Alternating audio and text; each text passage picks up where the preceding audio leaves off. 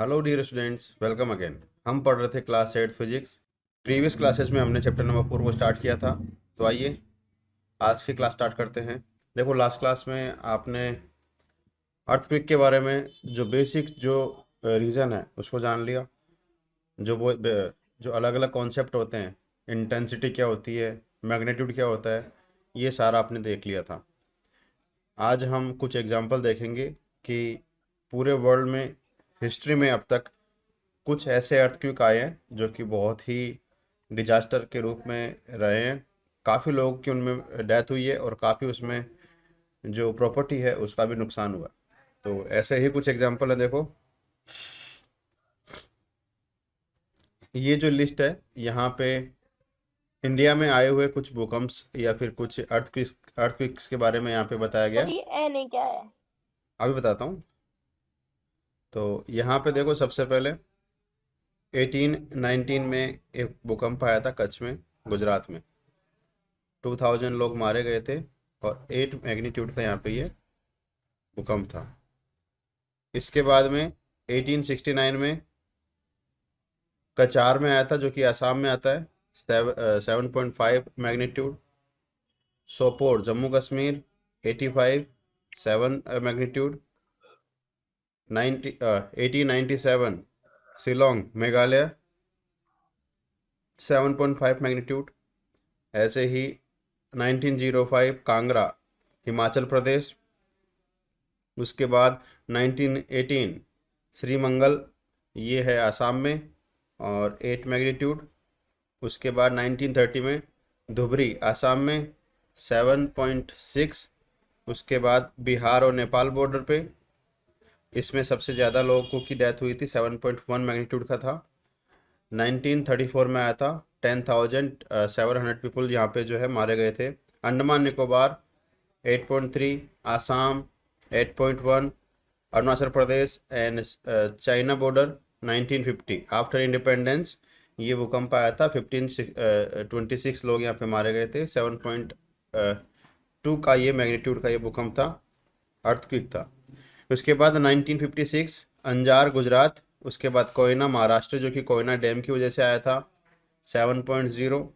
उसके बाद Kinnaur Himachal Pradesh 6.5, Manipur Myanmar border 6.2, Bihar Nepal border 6.6। Uttarkashi, ये है एक्चुअल में उत्तराखंड और यूपी के बॉर्डर पे आता है उत्तरकाशी। पहले ये उत्तराखंड और जो ये यूपी था ये एक ही था, ये इसी के बीच में आता है ये उत्तरकाशी। और यहाँ पे आया था 6.4 मैग्नीट्यूड।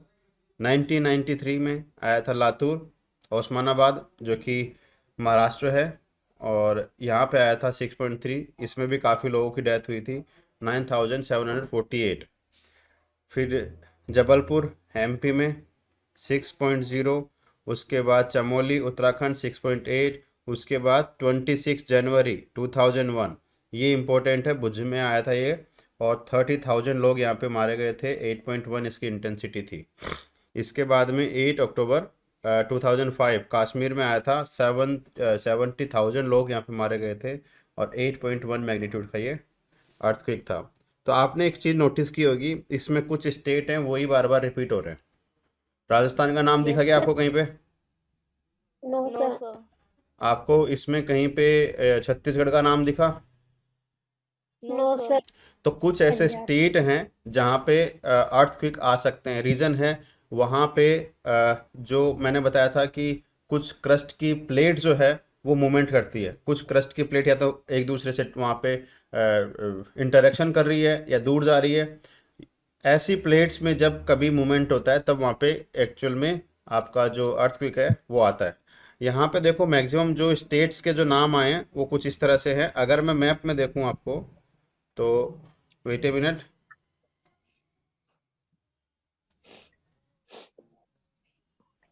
देखो, ये अपना इंडिया का मैप है, और इसमें देखना जो मैक्सिमम जो भूकंप आ रहे हैं, जो अर्थक्वेक आ रहे हैं, वो या तो इस गुजरात रीजन में आ रहे हैं, ठीक है, या फिर आपका ये जो जम्मू कश्मीर रीजन है वहाँ पे आ रहे हैं। नेपाल और बिहार बॉर्डर, जो कि हिमालय का रीजन है, वहाँ पे आ रहे हैं, या फिर आसाम वाले रीजन में जो कि नॉर्थ ईस्ट का पार्ट है वहाँ पे आ रहे हैं। रीजन बताऊँ?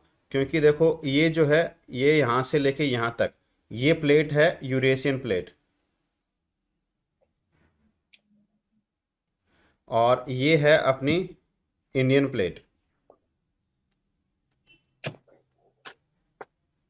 तो बेटा ये जो इंडियन प्लेट है इस तरह से ये मूवमेंट कर रही है, और जब कभी इसमें ये रिलीज होता है ना, यहाँ पे जो टेंशन है ये रिलीज होती है, तो ये जो तीन पार्ट है ना, जम्मू कश्मीर, नेपाल और बिहार बॉर्डर, और ये अपना नॉर्थ ईस्ट, यहाँ पे एक्चुअल में जो अर्थक्वेक आते हैं ना, उनका रीज़न यही है क्योंकि हिमालय जो बना हुआ है ये दो प्लेट के इंटरेक्शन से बना हुआ है, जिससे कि बीच में जो है एक्चुअल में ये फोल्ड माउंटेन जो है ये क्रिएट हो गया। यहाँ पे ये जो माउंटेन है ये ऊपर थोड़ा सा उठ के, ये ज़मीन है वो ऊपर उठ गई यहाँ पे प्लेट की, और यहाँ पे ये हिमालय है ये फॉर्म हुआ। ठीक है, तो इसी की वजह से ये रीजन है। अब आप पूछोगे कि सर गुजरात में ऐसा कौन सा रीजन है जहाँ पे ये इसकी किसकी वजह से ये यहाँ पे अर्थक्वेक आते हैं। तो बेटा गुजरात में आपने देखा होगा कि दो तरह के यहाँ पे, जैसे बे ऑफ खम्बात है और बे ऑफ कच्छ है।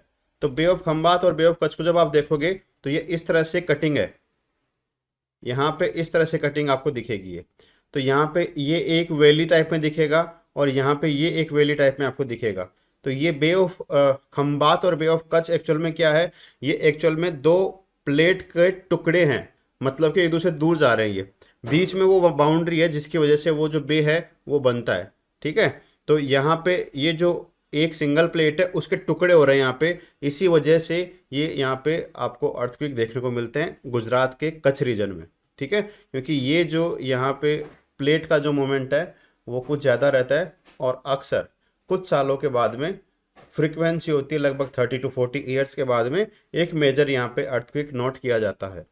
नॉर्मली छोटे छोटे अर्थक्वेक तो बहुत सारे आते रहते हैं, लेकिन मेजर अर्थक्वेक कुछ सालों के बाद रिपीट होता है जब वो टेंशन खूब ज़्यादा बढ़ जाता है। तो समझ में आया आपको मैप में कि किस वजह से ये अर्थक्वेक आते हैं और क्या इनके पीछे रीजन है। Yes sir. मैंने आपको एक एक्सरसाइज भी करने के लिए बताया था, होमवर्क दिया था कि आपको ये जो नाम है ये आपको मैप पे नोट करवाने हैं। क्लास के बाद में अपन इस यस एक्सरसाइज सर। को करेंगे।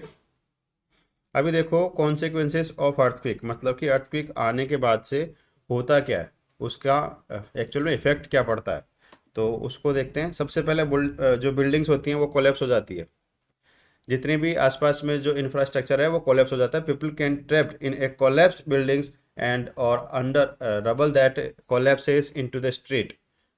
This is the type of damage that leads to the worst casualties. The worst things to do is to rush out into the street during the quake. The danger from being hit by falling glass and debris is many times greater in front of the building than inside. In the 1989 Lama Priesta quake is the streets of San Francisco's financial district were covered by broken glass and people were buried under the facade of the brick buildings that fell forward into the street. Likewise, in 1964 Alaska quake, a huge concentrate facade fell off of a departmental store onto the pedestrians passing by. इसका मतलब देखो दो यहाँ पे example है, एक तो San Francisco ये सिटी है यूएसए की, और एक यहाँ पे आया है अलास्का, ये भी एक सिटी है यूएसए की। ठीक है, तो ये यूएसए की बात हो रही है जहाँ पे पहले अर्थक्वेक आए। तो इसमें ये है कि जब बिल्डिंग कोलैप्स होती है तो बिल्डिंग में रहना वो ज़्यादा सेफ होता है सड़क पे भागने से, ये बताया गया है। तो कभी भी अगर अर्थक्वेक आता है, अगर आप किसी ऐसी जगह पे रह रहे हैं तो जहाँ पे क्लोज्ड, वहाँ पे एक्चुअल में जो बिल्डिंग्स है वो हैं आमने सामने रोड के दोनों साइड में। ठीक है, तो ऐसी जगह पे आपको रोड पे नहीं जाना चाहिए, क्योंकि रोड पे आप बिल्कुल ओपन होते हो किसी भी तरह की कैजुअलिटी के लिए। कोई भी अगर ऊपर से कोई बिल्डिंग से कोई भी कुछ गिरेगा तो वो आपके ऊपर गिरेगा, आप वहाँ पे इधर उधर भाग ही नहीं सकते। ठीक है, तो जब कभी ऐसा अर्थक्वेक आए जहाँ पे बिल्डिंग्स हो आसपास में बहुत सारी, आपको कोई खाली जगह ना मिले, तो आप एक काम करो, कोई भी फर्नीचर जो होता है पक्का वाला फर्नीचर, जैसे कोई टेबल है उसके नीचे आप उसको पकड़ के बैठ जाओ, या फिर कोई बड़ा सा कोई बक्सा है उसके नीचे आप बैठ जाओ, फर्नीचर होना चाहिए, लोहे का ना हो, ये ध्यान रखना चाहिए। क्या? के नीचे। हाँ, बेड के नीचे भी आप घुस सकते हो। ध्यान रखना कि इलेक्ट्रिक वायर से दूर होना चाहिए, और वो जो है मेटेलिक कोई भी चीज़ वहाँ पे नहीं होनी चाहिए, जिससे कि इलेक्ट्रिसिटी से आपको वहाँ पे शॉक ना लगे। ठीक है, तो ऐसे ये जो दो एग्जाम्पल है, इनमें क्या हुआ था कि लोग जो है स्ट्रीट पे भाग के गए 1989 में और 1964 में, और रोड पे जाने की वजह से बिल्डिंग्स के ऊपर शीशे लगे होते हैं, ग्लासेस लगे होते हैं, वो जब टूट टूट के नीचे गिरे तो उनसे वो ज़्यादा मरे, जबकि जो घर में थे वो ज़्यादा सेफ थे। क्योंकि ग्लास तो बिल्कुल ऐसे लूज होता है, वो जल्दी से गिर जाएगा, और ब्रेक जल्दी से होता है, तो किसी के ऊपर भी वो गिर सकता है। ठीक है, तो बिल्डिंग कोलैप्स होती है, buildings knocked of their foundation. इसका मतलब बिल्डिंग जो है अपने बेस जो उनका होता है, जो नींव होती है, वहाँ से वो उनका एक्चुअल में मूवमेंट हो जाता है, मतलब वो वहाँ से हिल डुल जाती है, जिससे कि वो अनस्टेबल कंडीशन में वो आ जाती है, कभी भी वो गिर सकती है। तो building that can otherwise withstand the quick can be knocked off their foundation and severely damaged. This type of damage can be largely prevented by bolting the frame securely to the foundation so that it remains in the place. तो इसका तो एक ही इलाज है कि आप foundation को ही इतना मजबूत करो कि वो हिले ही ना अर्थक्वेक आने से। नेक्स्ट है लैंडस्लाइड्स, जो कि आपने ज्योग्राफी में देखा था कि लैंडस्लाइड जो है ये अर्थक्वेक की वजह से आते हैं, पूरा का पूरा जो माउंटेन है वो ढह जाता है, धंस जाता है। ठीक है, तो इसमें भी बहुत सारा नुकसान होता है एनवायरनमेंट का। अगर वहाँ पे कोई लोग रह रहे हैं, कोई हाउसेज हैं, तो उनको भी वहाँ पे उसका नुकसान देखने को मिलता है।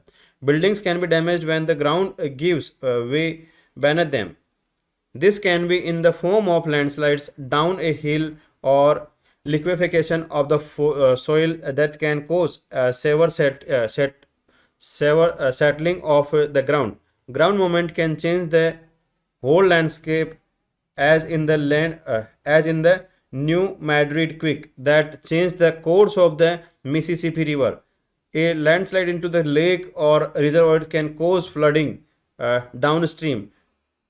This kind of damage is not unique to the earthquake but can be triggered by a quake. In the young fold mountains like Andes, Rockies, Alps, and Himalayas, earthquake result into landslides which damage the human settlements and disturb the transport system. क्योंकि road वगैरह सब collapse हो जाती है जो कि mountain के ऊपर बनी होती है लैंडस्लाइड्स की वजह से। ठीक है, तो ये जो फोल्ड माउंटेन जो होते हैं, जो कि दो प्लेट के एक्चुअल में इंटरेक्शन से बनते हैं, तो वहाँ पे इस तरह की जो लैंडस्लाइड्स है वो ज़्यादा देखने को मिलती है। जैसे अपने हिमालय का जो रीजन है उसमें इस तरह की लैंडस्लाइड्स देखने को मिलती है। ठीक है, जैसे न्यू मैड्रिड एक अर्थक्वेक आया था, उसमें क्या था कि यूएसए की बात हो रही है, यूएसए में मिसिसिपी एक रिवर है, ये रिवर फ्लो होती है न्यू मैड्रिड के को पास करते हुए जाती है। अब न्यू मैड्रिड में अर्थक्वेक आया तो वहाँ पे क्या हुआ, लैंडस्लाइड हुआ। लैंडस्लाइड होने से पूरा का पूरा माउंटेन इस मिसिसिपी रिवर के आगे जमा हो गया। अब जमा होने से इसने अपना रास्ता बदल दिया। ठीक है, रास्ता बदल दिया मतलब जहाँ से भी जा रही है वहाँ पे क्या फ्लड आएगा कि नहीं आएगा? तो ना सिर्फ अर्थक्वेक बल्कि अर्थक्वेक से बाकी जो चीज़ें हैं जैसे फ्लड आना या फिर बाद में और इस तरह की जो नेचुरल जो फिनोमेना होते हैं वो भी इसकी वजह से हो सकते हैं। ठीक है, नेक्स्ट है fire. Fires often break out following the earthquake. The fire can be caused by the inflammable materials being thrown into the cooking or heating fire or broken gas lines. Fires can easily get out to control since the earthquake may have broken water mains or blocked roads firefighters need to use. There are many demands made on the emergency response system that slow down response to the fire in the 1906 San Francisco earthquake. For example, the fire that followed the earthquake caused more damage than the earthquake itself. तो एक example है San Francisco में एक earthquake आया था 1906 में। हुआ क्या था, अर्थक्वेक की वजह से वहाँ पे फायर लग गया था, तो अर्थक्वेक में इतने लोग नहीं मरे जबकि उस फायर से ज़्यादा लोगों की डेथ वहाँ पे हुई थी। ठीक है, तो इस तरह के अर्थक्वेक आते हैं तो वहाँ पे गैस पाइपलाइन टूट जाती है, सिलेंडर्स वगैरह फट जाते हैं, तो उसमें जो है एक्चुअल में वो ओपन इन्विटेशन होता है फायर के लिए। अगर किसी ने थोड़ा सा भी चिंगारी वहाँ पे अगर उसको मिल गई तो वो क्या होगा, वहाँ पे ब्लास्ट या फिर फायर लगने का चांस वहाँ पे बन जाता है। At the occurrence of the earthquake, short circuit of live electric wire and damage to the blast furnaces in the factories and other fire-related appliances cause devastating fires. Consequently, more damage to the life and property occurs from these fires. मतलब कि इन सब fire से ज़्यादा वहाँ पे नुकसान होता है। क्यों होता है? क्योंकि जैसे इलेक्ट्रिक वायर होते हैं उनमें शॉर्ट सर्किट हो सकता है, उससे आग लग सकती है। ऐसी चीज़ें जो है वो आग को बढ़ाती है, और वहाँ पे जो है बहुत सारा मलबा होता है, मतलब कि डेब्रिज वहाँ पे बहुत सारी होती है, फर्नीचर भी होता है, तो वो इजीली वहाँ पे आग लगने का वहाँ पे चांसेस बढ़ जाता है। सबसे लास्ट देखो यहाँ पे loss of humans property.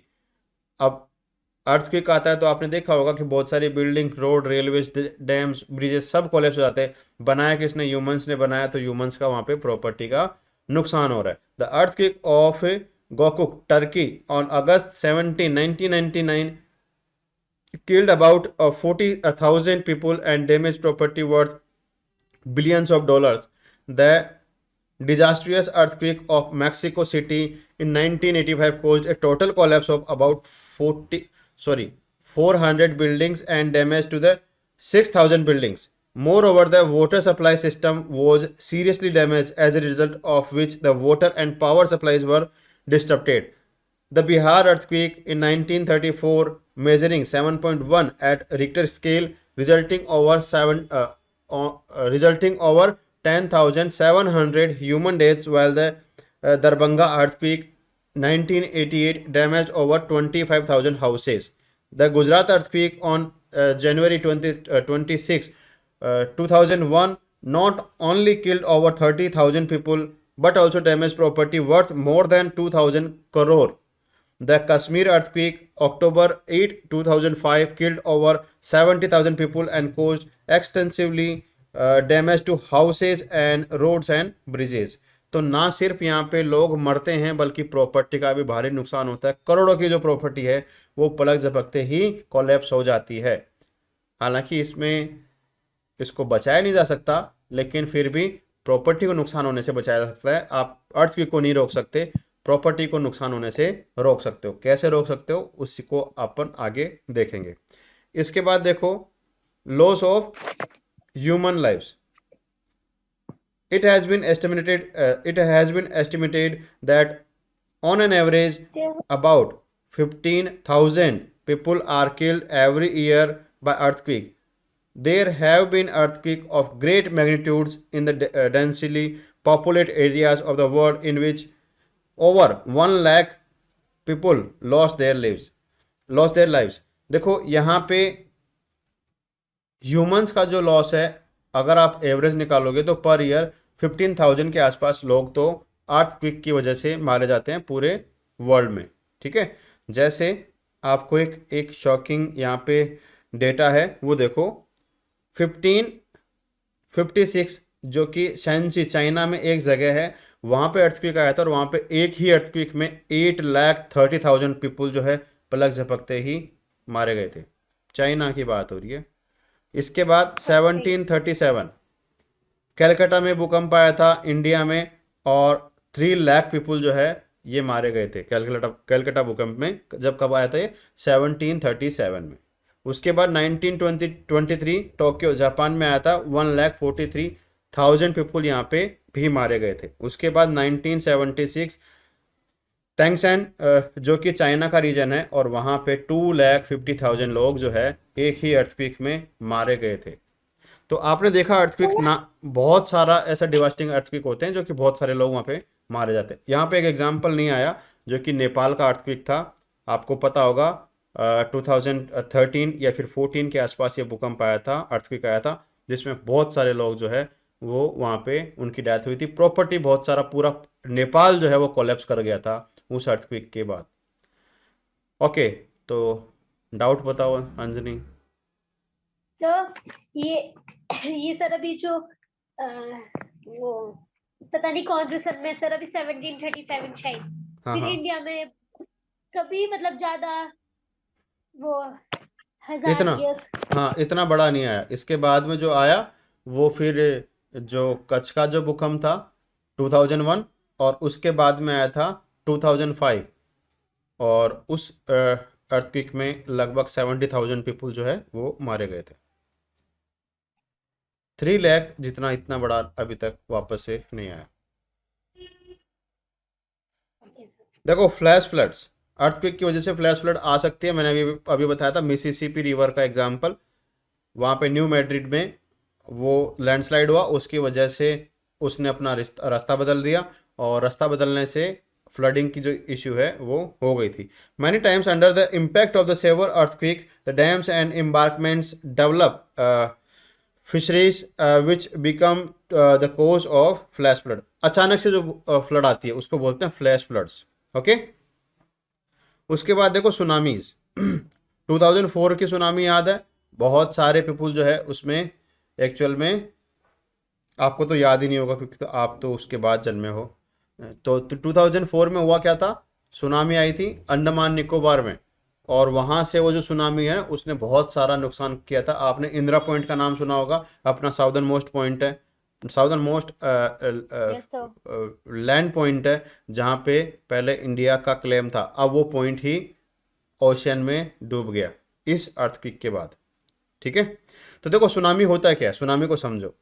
Earthquake आता है ना, अर्थक्वेक आने से ओशियन में वेव जनरेट होती है, और उसी को बोलते हैं सुनामी। बड़ी बड़ी वेव जनरेट होती है, कई किलोमीटर ऊपर की वेव होती है वो, और ऐसे जब आपके पास से वो गुजरेगी आपको पता ही नहीं लगेगा कि आप उस बड़ी सी वेव के ऊपर बैठे हो। बहुत किलोमीटर लंबी होती है वो वेव्स, और बहुत ऊंची ऊंची वो जो वेव होती है वो कोस्ट पे टकराती है, बार बार, एक बार ही नहीं बार बार टकराती है वो, तो उसको बोलते हैं सुनामीज। सिस्मिक सी वेव्स जिसको बोल सकते हैं। देखो seismic waves travelling through the ocean and sea water result into high sea waves which are known as tsunami. Tsunami एक जो है ये जापान का वर्ड है। Tsunami is a Japanese term which has been universally adopted to the describe a large seismically generated sea waves. These waves are capable of causing considerable destructions in the certain coastal areas, especially where submarine earthquake occurs. Once a tsunami generated, it steepens. Ratio of height of the length is extremely low. This lack of steepness combinedly with waves for very long period, 5 to 15 minutes, enables it to pass unnoticed by the ships at the sea. As the seismic sea waves create crest approaches the shore, however, the situation changes rapidly and often dramatically. The period of the sea, the period of the wave remains constant, and velocity drops. The wave height greatly increased at the at the coast. At the crest reaches at the coast to the observers. Sea water appears surging ashores in the manner of the very high fast tide in confined coastal waters relatively close to their points of origin. Tsunami can reach a high of over 30 meters. These seismic waves, like tsunamis, occur more frequently in the Pacific Ocean. The greatest recent tsunami was associated with the massive earthquake along to the Indonesian coast, December 26, 2004. The earthquake and associated tsunami killed more than 1 billion people in India, Sri Lanka, Indonesia, Burma and Thailand. तो देखो tsunami में होता क्या है कि जब tsunami आती है तो उसमें इस तरह की सी वेव आती है। अगर आपके पास में सी वेव आई है तो ये क्या है कि कई किलोमीटर का इनका डिस्टेंस होता है, इनके होस्ट और इनके ग्रेबन का काफ़ी डिस्टेंस होता है। तो आपको पता ही नहीं लगता कि अगर आप यहाँ पे किसी शिप में बैठे हो, आपको नॉर्मल शिप वो लगेगा कि नॉर्मल वहाँ पे वेव चल रही है, क्योंकि अगर आप इसके ऊपर भी हो तो भी 1000 किलोमीटर का ये जो है यहाँ पे आप आसपास में आपको वाटर वाटर दिखेगा, आपको पता नहीं लगेगा कि आप उस वेव के ऊपर हो, आपकी शिप जो है उस वेव के ऊपर है। लेकिन जैसे जैसे ये कोस्ट के पास में जाती है, इनकी ये जो डिस्टेंस है ये भी कम होती जाती है, और इनकी फ्रीक्वेंसी भी बढ़ती जाती है इस तरह से। तो जैसे ही ये इस कोस्ट पे आएगी, इनकी ये फ्रीक्वेंसी ये जो इनकी वेवलेंथ जो है वो तो कम हो जाती है, लेकिन इनकी हाइट जो है, वेव की हाइट, ये बढ़ जाती है इस तरह से। वेवलेंथ कम हो गई लेकिन हाइट बढ़ गई, इस वजह से आपको अचानक से वो आपको फ्लड आपके ऊपर आएगा और आपको पता ही नहीं लगेगा कि कैसे ये सुनामी जो है पूरे के पूरे शहर को डुबा देती है। ठीक है, तो इस तरह की सुनामी जो है वो अपने को देखने को मिलती है। 2004 में सुनामी आई थी, काफ़ी लोग मारे गए थे, 1 मिलियन लोग यहाँ पे जो है वो यहाँ पे मारे गए थे। इंडिया में, श्रीलंका में, इंडोनेशिया में, बर्मा मतलब म्यांमार में, थाईलैंड में। ठीक है, अपने अंडमान निकोबार रीजन में इसकी वजह से काफ़ी नुकसान हुआ था। ओके, सर वो थोड़ी ना आती होगी, क्या डिस्टेंस तय करती होगी, मतलब पूरे इंडिया में थोड़ी ना आती होगी। पूरे इंडिया में, कोस्टल रीजन में।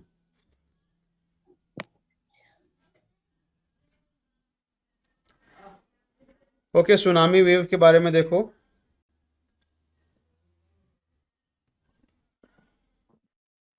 सुनामी वेव जो होती है एक्चुअल में इसकी जो हाइट है, वेव की हाइट, ये 30 मीटर तक हो सकती है। कई कई जगह पे ये इससे भी ज़्यादा, ये इनकी हाइट जो है वो वेव की हाइट 30 मीटर से भी ज़्यादा हो सकती है। 30 मीटर का मतलब समझते हो, लगभग जैसे 10 स्टोरी कोई बिल्डिंग होती है, 10 मंजिला कोई इमारत है, उतनी उतनी ये वेव जो है कोस्ट पे आके टकराती है। ठीक है, और इनकी स्पीड 60 किलोमीटर पर आवर के आसपास होती है। तो बहुत तेज़ी से ये पानी जो है ये सिटी में घुस जाता है, कोस्टल रीजन में ये घुस जाता है। The sudden slumps in the ocean bed during an earthquake forms the trough in the water surface, subsequently followed by the crest and smaller waves.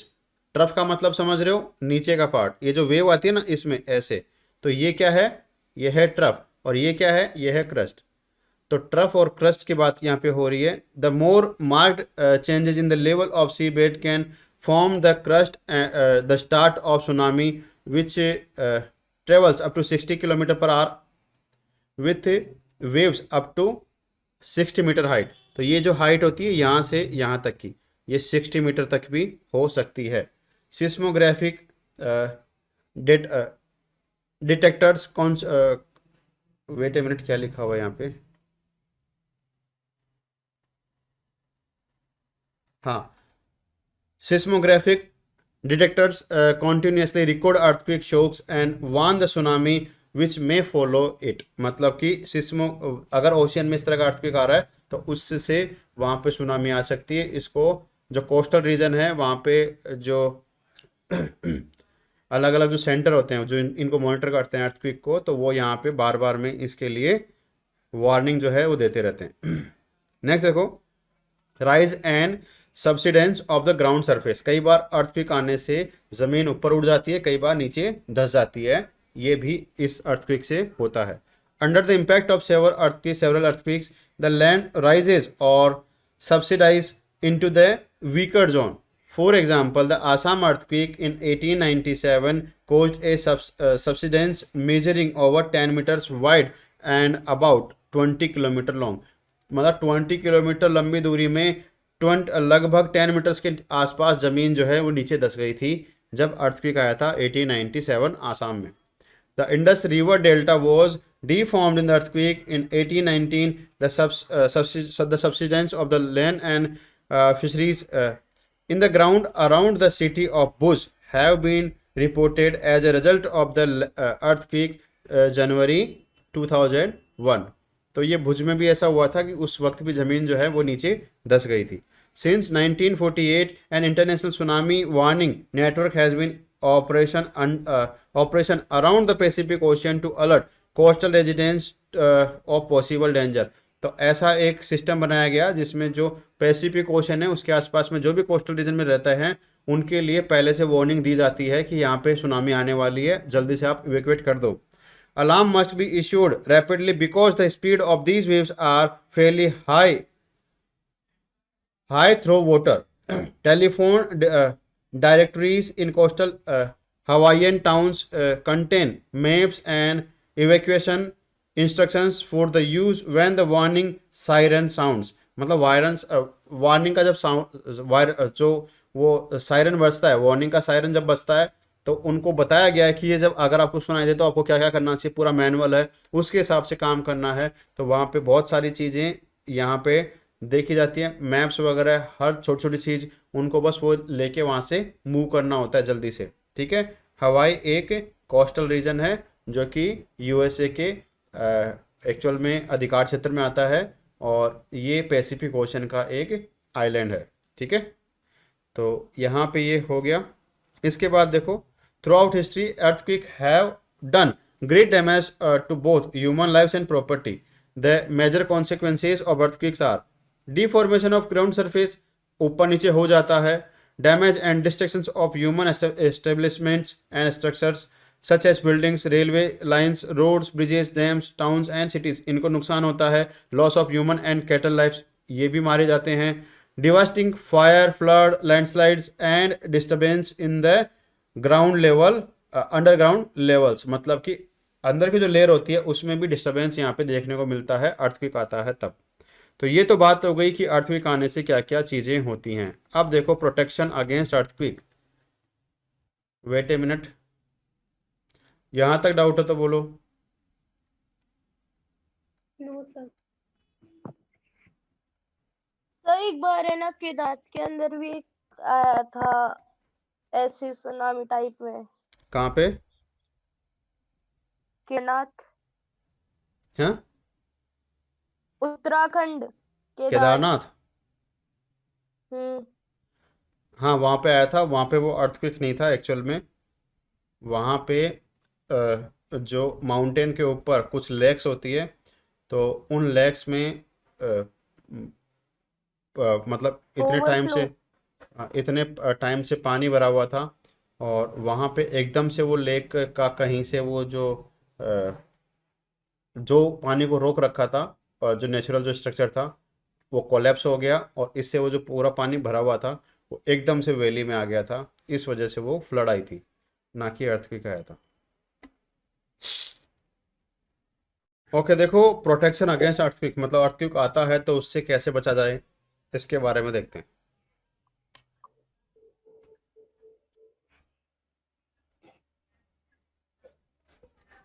We know that earthquake cannot be predicted. आपको पता है ना ये चीज़ कि earthquake को कोई predict नहीं कर सकता, बता नहीं सकता कि अर्थक्वेक आने वाला है। ये जरूर बता सकते कि यहाँ पे अर्थक्वेक आ सकता है, ये नहीं बता सकते कि कब आएगा। ठीक है, तो इस बात को कोई प्रिडिक्ट नहीं कर सकता। They just strike at a will and are highly destructive. It is therefore necessary to take precautions to protect ourselves from the earthquake all the time. The major loss of life is caused by the collapse of buildings. So the buildings in the quake prone zone should be made in such a way that they can withstand strong tremors.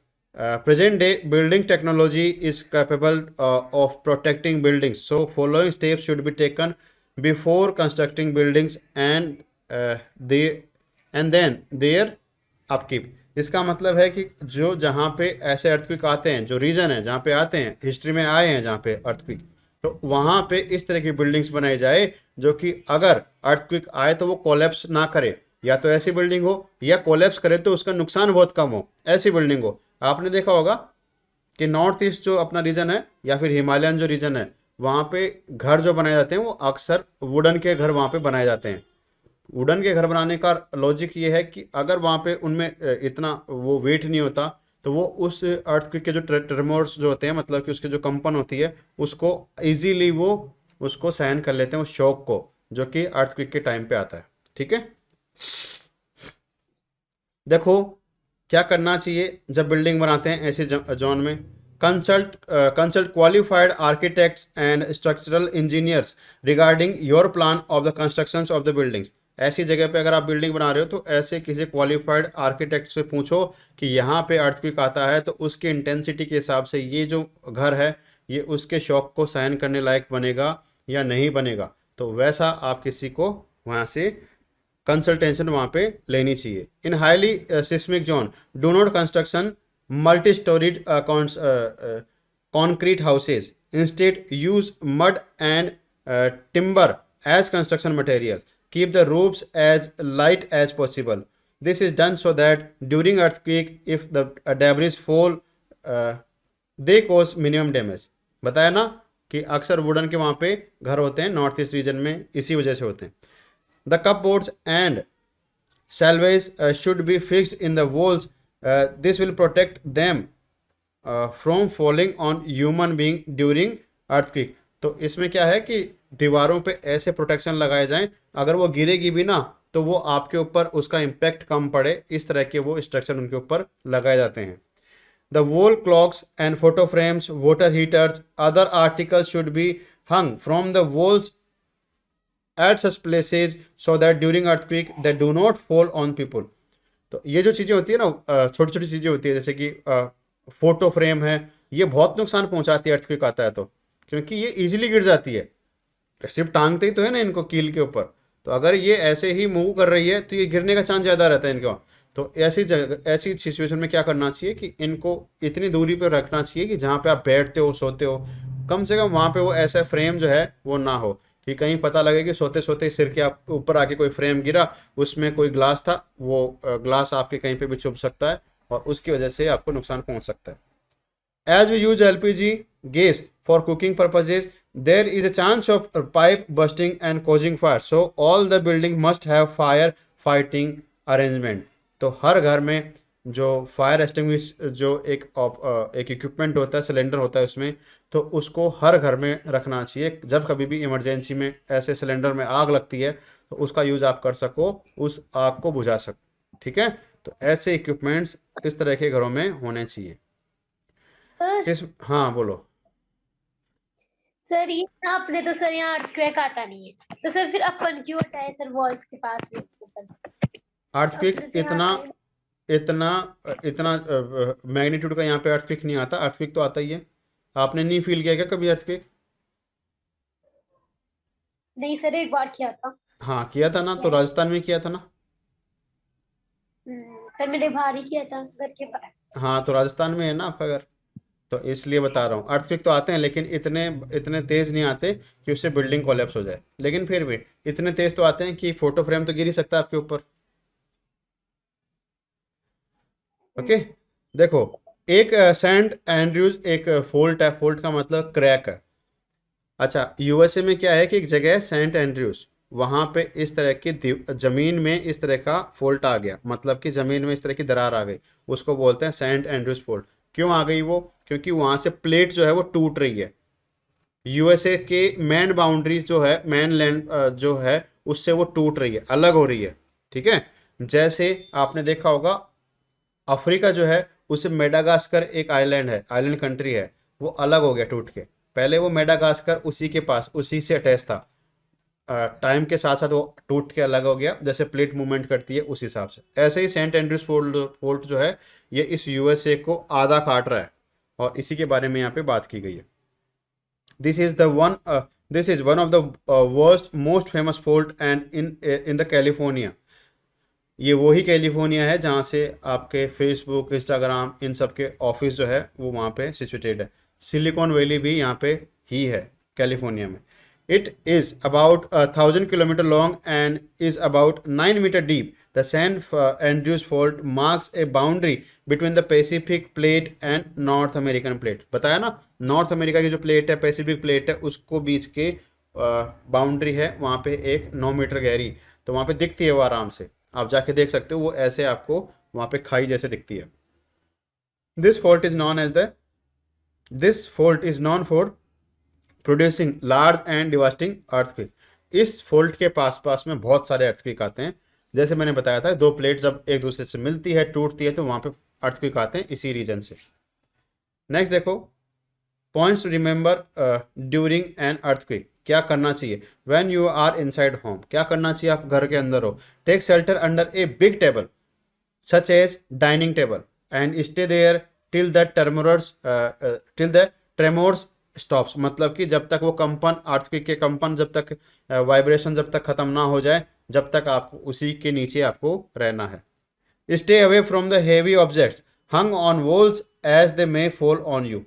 भारी चीज़ें, TV होता है, दीवार पे टंगा होता है, fan होता है, ऊपर लटका होता है, कोई अगर लाइटिंग का कोई चीज़ लटकी हुई है, उन सब चीज़ों से दूर होना चाहिए, क्योंकि वो कभी भी आपके ऊपर गिर सकती है। In case you are in the bed, do not get up and start running. Continue laying on the bed and protect your head with the pillow. अगर आप ऐसे किसी बेड पे सो रहे हो तब आपको फील होता है, तो आपको क्या करना है, उल्टे लेट जाओ, बेड पे उल्टे लेट जाओ और सिर को ढक लो पिलो से। ठीक है, ऐसा आपको करना चाहिए, जिससे कम से कम इतनी स्पेस आपके चेहरे के पास में होनी चाहिए कि अगर आपके ऊपर कोई चीज़ गिर भी जाती है तो आप उसी पोजीशन में रह सको और उसी पोजीशन में आपको ऑक्सीजन मिलती रहे, आप सांस ले सको। आपके चेहरे के आसपास इतनी खाली जगह बननी चाहिए।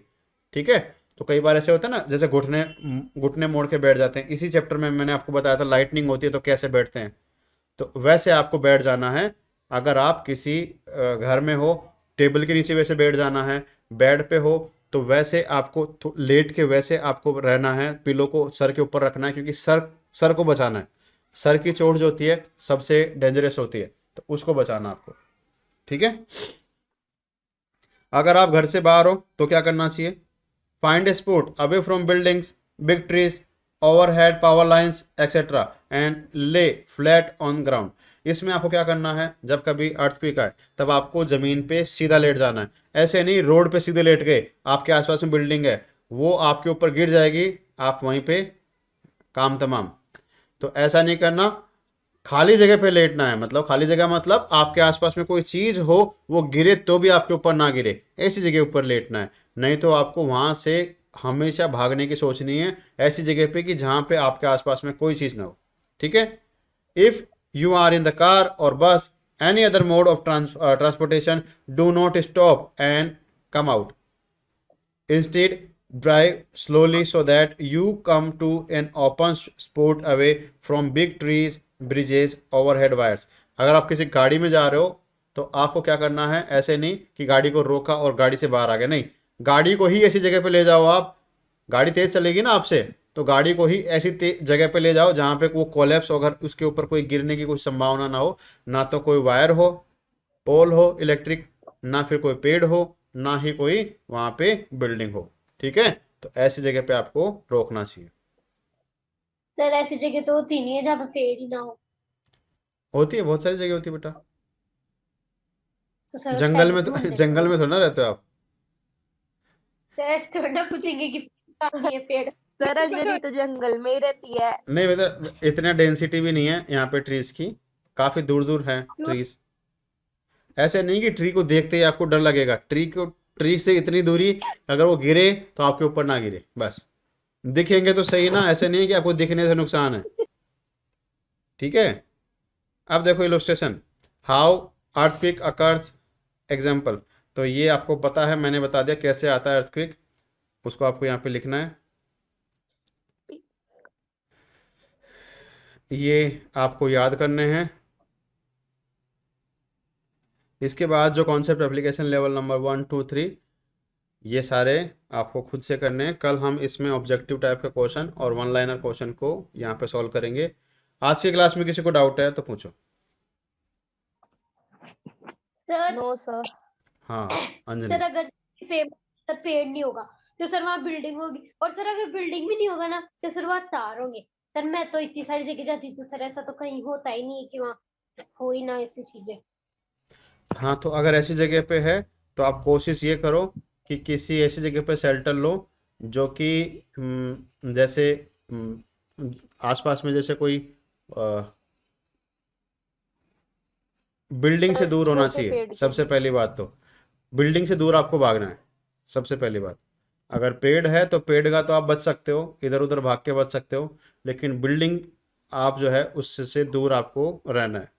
दूसरी चीज़, आप बोल रहे हो कि ऐसी कोई जगह नहीं होती है, बहुत सारी ऐसी जगह होती है जब बिल्डिंग के पास में भी आपको ये पता होना चाहिए कि अगर ये गिरेगी बिल्डिंग तो इससे मैं कम से कम इतनी दूरी पे मैं सेफ हूँ।